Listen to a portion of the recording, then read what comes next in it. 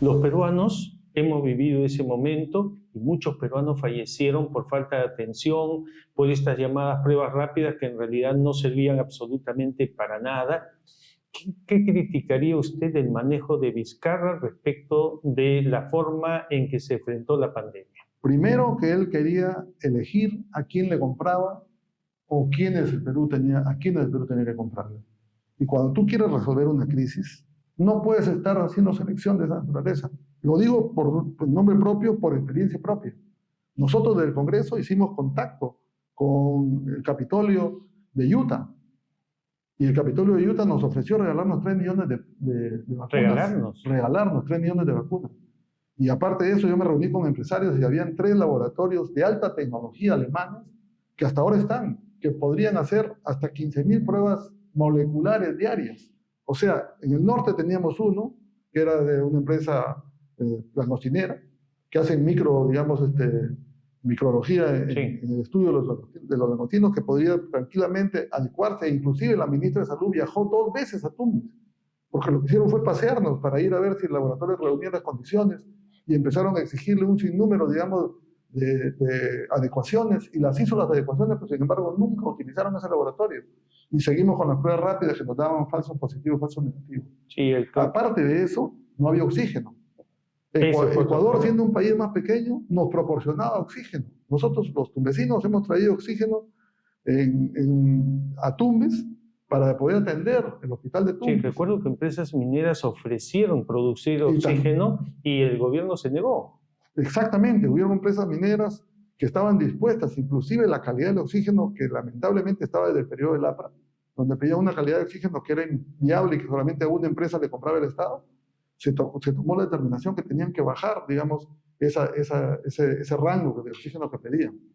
Pero eso tuvo una demora inusual, donde no había ninguna sana intención por parte del gobierno, y las conversaciones que sostuvimos en el Consejo de Estado con el señor Vizcarra, él decía, cuando yo le dije, hay empresarios que pueden apoyar, que están dispuestos, que tienen laboratorios, no los empresarios que quieren ganar plata en este momento.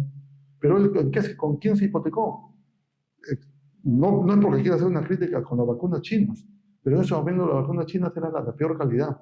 Y cuando nosotros fuimos a decirle de parte del Congreso que teníamos la intención de traer esos 3 millones de vacunas y que nosotros se las dábamos al Ministerio de Salud con una sola condición, que nos vacune a todo el personal del Congreso y a todos los familiares del Congreso, que no serían más de 15.000 vacunas.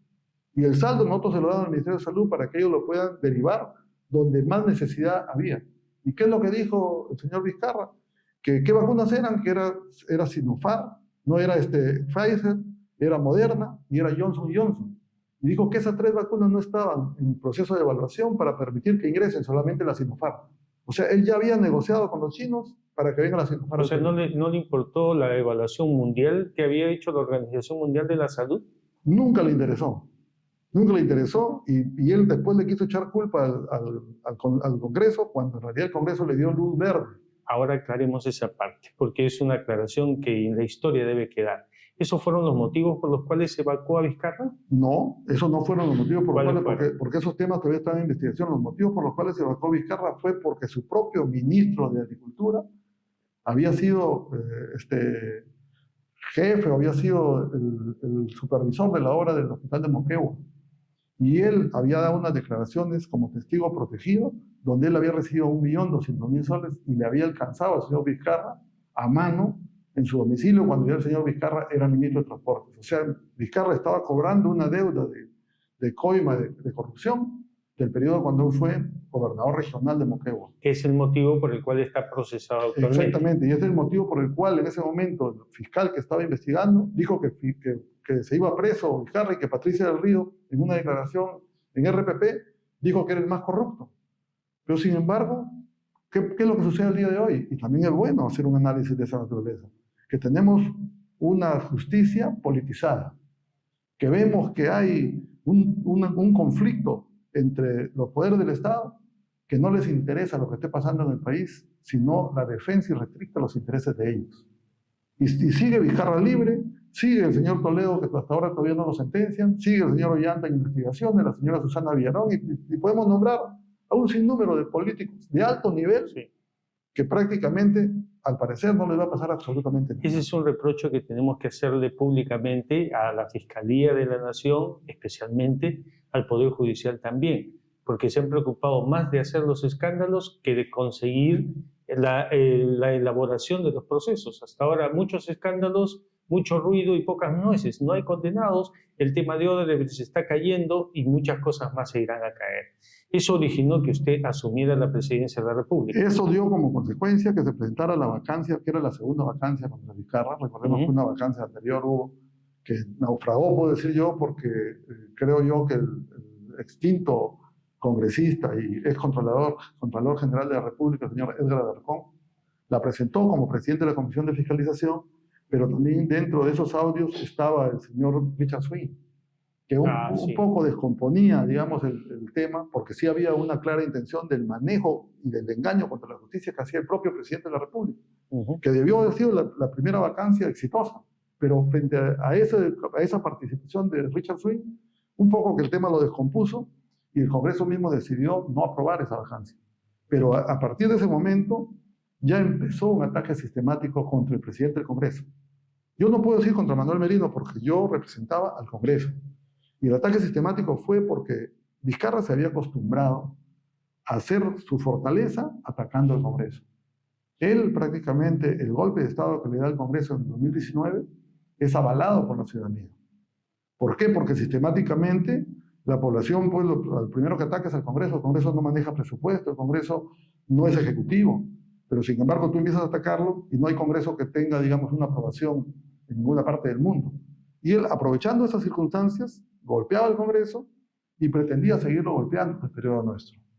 El expertise parlamentario, del cual no me quiero halagar yo mismo, sino el haber tenido experiencia, haber sido congresista 2 veces y era mi tercera oportunidad, y el haber fiscalizado a los gobernadores regionales de la región donde yo vengo, Tumbes, donde tenemos uno preso en Piedras Gordas, donde tenemos procesados a otros 2 más, donde prácticamente casi no se salvan como los presidentes del Perú que están en la misma condición. Ese expertise me permitía visualizar qué era lo que realmente estaba pasando con Vizcarra. Y nosotros nos hemos reunido en la mesa directiva y los propios presidentes que me acompañaban no querían salir a la prensa. Yo tuve que empezar a salir a defender el Congreso y nos fuimos posesionando. Y tal es así la posesión que llegamos a ganar solamente respondiéndole, porque yo me reuní en el Consejo de Estado, conversábamos temas como el tema de que compre, digamos, oxígeno a las empresas industriales que estaban dispuestas a poder donar el oxígeno, por último no comprar, sino donarlo. Igual teníamos empresarios que querían donar plantas de oxígeno. Igual había el tema, digamos, de las vacunas, de las pruebas rápidas, que teníamos que traer pruebas moleculares. En esa circunstancia, le decía hay que salir a contestarle porque yo regresaba a mi oficina y él empezaba a atacar al Congreso al mediodía y todos nos habíamos emborrachado de escucharlo, qué es lo que decía al mediodía, cuántas personas se contagiaban, cuántos morían, y consecuentemente nos mandaba el confinamiento. Un día salen las mujeres, otro día salen los hombres.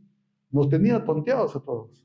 Sí, claro. Y se había fortalecido que tenía más del 85% de aprobación. Pero desde el Parlamento, yo saliendo como contestatario en defensa del propio Parlamento, en defensa de los más de 30 millones de peruanos, yo me fui posesionando.